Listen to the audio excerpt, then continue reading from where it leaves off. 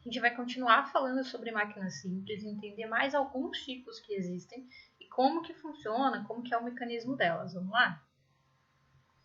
Muito bem. Bem, a primeira que a gente vai falar hoje é a cunha. A cunha é a junção de dois planos inclinados. Ela tem um formato triangular, né, como a gente consegue ver aqui na imagem, e ela muda a direção da força que a gente aplica em um determinado objeto. Normalmente ela é usada para cortar ou para separar objetos no meio.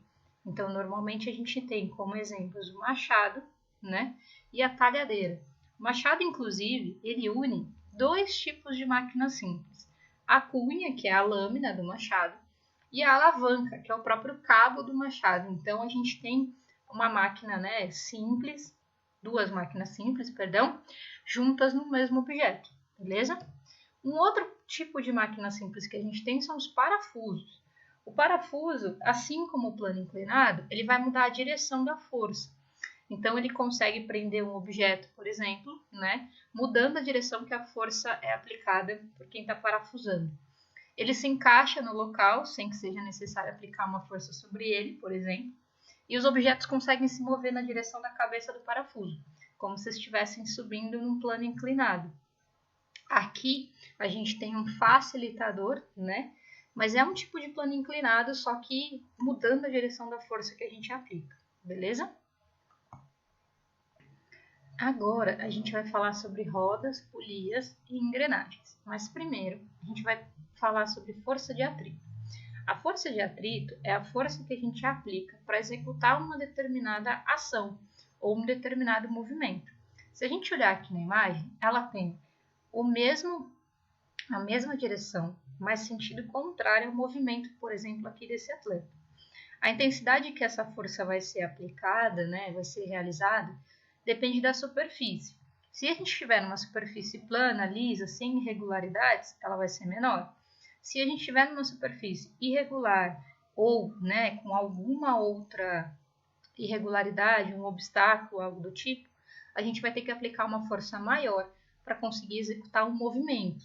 Então, a força de atrito é a força aplicada, né, sobre uma superfície para a realização de um movimento, certo?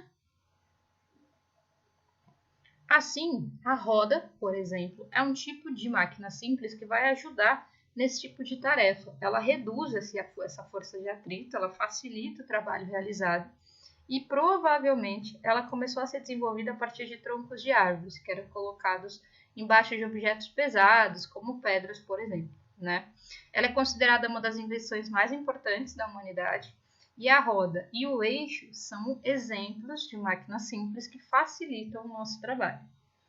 A gente tem a polia, ou as polias. A polia, ou roldana, que a gente pode chamar das duas formas, é esse objeto que a gente está vendo aqui, por onde a gente passa um cabo, uma corda ou até mesmo uma corrente. E quando a gente puxa esse cabo, a polia gira em torno de seu eixo. A polia, no caso, é essa parte cinza aqui em cima. Se uma das pontas do cabo for presa para um objeto e a outra pode ser usada para levantar ou abaixar, nesse caso, a força ela reduz. Então, a força que eu estou aplicando para levantar o objeto, ela acaba sendo menor da minha parte e ampliada porque eu estou usando a polia. E aí fica mais fácil de eu levantar os objetos. Existem dois tipos de polia. A gente tem a polia fixa, que é essa mais tradicional, que a gente tem o comprimento da corda igual à altura do objeto que a gente vai erguer, como a gente está vendo aqui na imagem, e a força aplicada pelo homem. E a gente tem a polia móvel. A polia móvel ela é presa de forma contrária e o objeto a ser levantado ele fica na polia, no eixo dela, passando uma corda pelo meio da polia.